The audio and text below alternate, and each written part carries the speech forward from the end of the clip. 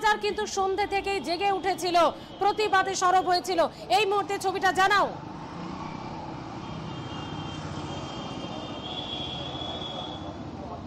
দেখো, কিছুক্ষণ আগে একটা ছবি দেখাচ্ছিলাম, অর্থাৎ শ্যামবাজারে এই অভয়া সুবিচার চেয়ে যখন আন্দোলন করছে এবং পথে মানুষ নেমেছে, ঠিক আরও একটা ছবি দেখাবো যেখানে ডক্টরস ফর ডেমোক্রেসি তাদের এই মুহূর্তে তাদের সভা চলছিল এবং সভা চলার মধ্যেই পুরো জায়গাটা কিন্তু অন্ধকারে ভরে গিয়েছে, অর্থাৎ পুরোটাই কিন্তু লোডশেডিং হয়ে গিয়েছে। যেখানে এখান থেকে ঢিলছোড়া দূরত্ব, যেখানে ঝলমল করছে শ্যামবাজার পাঁচমাথার মোড়, এবং দেখতেই পাচ্ছে এখান থেকে শ্যামবাজার পাঁচমাথার মোড় যখন ঝলমল করছে ঠিক তখনই এই যে ডক্টরস ফর ডেমোক্রেসি তাদের যে এখানে সভা হচ্ছিল, অল্প কিছু মানুষ নিয়েই মূলত তারা এখানে তারা অবস্থান করেছে। কিন্তু সংখ্যাটা তাদের কাছে বিষয় নয়, সংখ্যাটা হচ্ছে তারা চাইছেন অভয়া সুবিচার। কি বলবেন, এই সভা চলাকালীন হঠাৎই বিদ্যুৎ বিচ্ছিন্ন হয়ে গেল? এটা টেকনিক্যাল প্রবলেম রয়েছে, ইলেকট্রিশিয়ানরা দেখছে, সেটা ঠিক হয়ে যাবে কিছুক্ষণের মধ্যেই। এই যে দীর্ঘ সময় ধরে গত 1 বছরের ওপরে হয়ে গেল আন্দোলন আপনারা চালিয়ে যাচ্ছেন, এবং আজকেও 14ই আগস্ট, গত বছর 14ই আগস্ট এবং আজকে 14ই আগস্ট, ছবিটাকে অনেকটা বদলে গেছে। তার কারণ শ্যামবাজার পাঁচমাথা মোড়েই আমরা দেখছি একদিকে বামেদের তাদের ছাত্র যুব সংগঠনের একটা সভা অবস্থান করেছে, আপনারা এখানে ডক্টরস ফর ডেমোক্রেসি আলাদা করে একটা মঞ্চ করেছেন। প্রথমত বলি, শুধু ডক্টরস ফর ডেমোক্রেসি নয়, ডক্টরস ফর ডেমোক্রেসি, অভয়া মঞ্চ এবং স্কুল কলেজের প্রাক্তনীরা সবাই মিলে আজকে এই সভা মঞ্চ। হঠাৎ করে কারেন্টটা কেন চলে গেল সেটা আমাদেরও একদম জিজ্ঞাসা, কিন্তু এইটা কখনোই বলাটা ঠিক নয় যে মানুষ কমছে, কারণ এটা গণ আন্দোলন একটি ঢেউয়ের মানে সমুদ্রের ঢেউয়ের মতো, সেটা কখনো ওঠে, সেটা কখনো নামে। সেটা হয়তো দেখে আপনাদের মনে হচ্ছে পড়তি, কিন্তু এটা পড়তি নয়, কারণ সূর্যাস্তেরও একটা তেজ থাকে।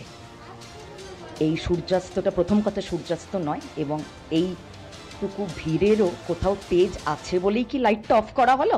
একটু প্রশাসনকে জিজ্ঞেস করি। আমরা একটু ছবিটা একটু দেখাবো যে এই মুহূর্তে যে ডক্টরস ফর ডেমোক্রেসি, অর্থাৎ এই প্রাক্তন যারা রয়েছেন, বিভিন্ন কলেজ বিশ্ববিদ্যালয়ের যারা প্রাক্তনী রয়েছে তারাও যেমন রয়েছে, তার পাশাপাশি অনেক মানুষও কিন্তু ইতিমধ্যেই তারা এখানে সমবেত হয়েছে।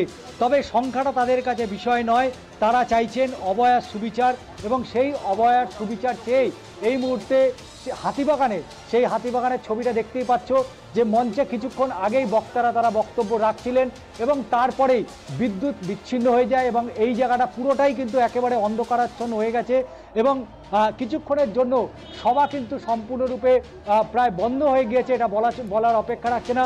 পুলিশ প্রশাসন তারা কিন্তু এই মুহূর্তে রয়েছে, অর্থাৎ দেখতেই পাচ্ছ যে প্রশাসনের পক্ষ থেকে আধিকারিকরা তারা এখানে রয়েছেন, কিন্তু তারই মধ্যে হঠাৎই সভা চলাকালীন তাদের সঙ্গেও ষষ্ঠী যদি একটু কথা বলা যায়। এবং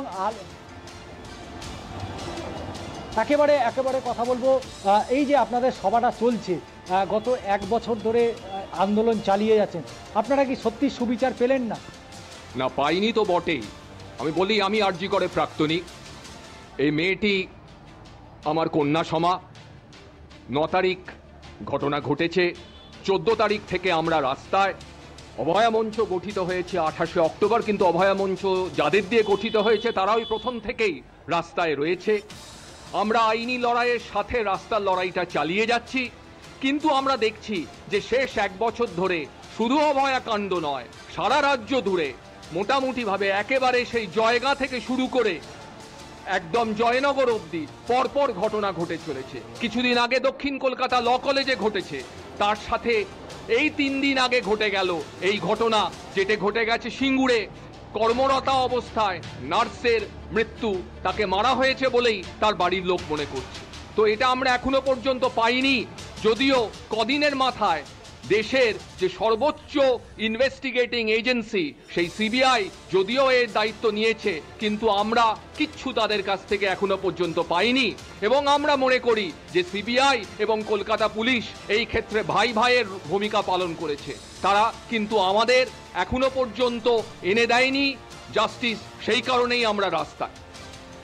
আমরা দেখতে পাচ্ছি, আরও একটু ছবিটা দেখানোর চেষ্টা করব যে এই মুহূর্তে যে ছবিটা শ্যামবাজার এখান থেকে ঢিলছোড়া দূরত্ব, যে কথাটা বারবার বলছিলাম, এবং সেইখানে সভা চলতে চলতে হঠাৎই বিদ্যুৎ বিচ্ছিন্ন হয়ে যায় এবং কিছু সময়ের জন্য পুরো সভাটা বন্ধ করতে হয়েছে। আমি আরও বেশ কিছুজনের সঙ্গে কথা বলার চেষ্টা করব যে অনেকেই এখানে রয়েছেন এবং পুলিশ প্রশাসন তারা রয়েছেন এবং দেখতে পাচ্ছ যে তারা চেষ্টা করছেন যাতে কোনোভাবে বিদ্যুতের সংযোগটা করা যায় এবং দীর্ঘ সময় ধরে এই সভা চলছে এবং হঠাৎ সভাটা বন্ধ হয়ে গেল।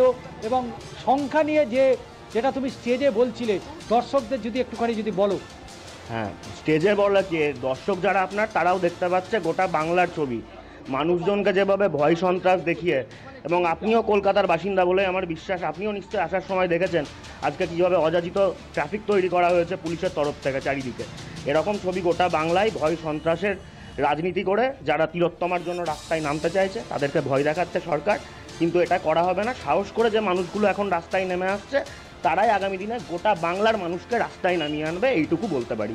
যে শ্যামবাজারে আপনি এখন দাঁড়িয়ে আছেন, চারদিকে আলো ঝলমল করছে, অথচ আপনাদের যে স্টেজে যেখানে আপনাদের সেখানে একটা ব্যারিকেড করে দেওয়া হলো হঠাৎ করে এবং তারপরে বিদ্যুৎ বিচ্ছিন্ন হয়ে গেল। এখানে আপনি কাদের ভিড় দেখতে পাচ্ছেন? আগে বলুন, আপনি কাদের ভিড় দেখতে পাচ্ছেন?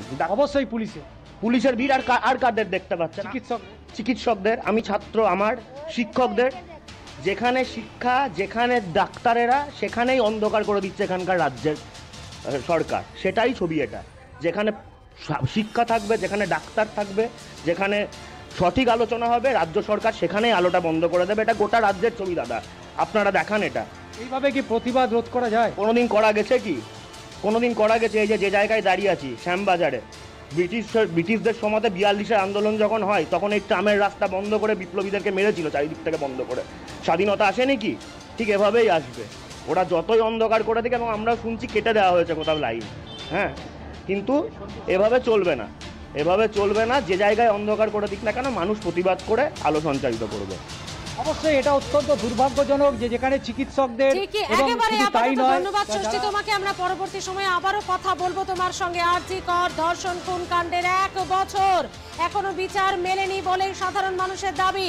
বছর কাটলেও এখনো অধরা রয়ে গিয়েছে সম্পূর্ণ বিচার, মেলেনি ন্যায় বিচার। চলতি মাসের 8ই আগস্ট রাত দখল কর্মসূচির ডাক দিয়েছিল জুনিয়র ডক্টরসরা। মশাল হাতে কলেজ স্কয়ার থেকে শুরু হয়েছিল তাদের মিছিল। আজও সেই প্রতিবাদ চলছে যতদিন না তারা সম্পূর্ণ বিচার পাবেন।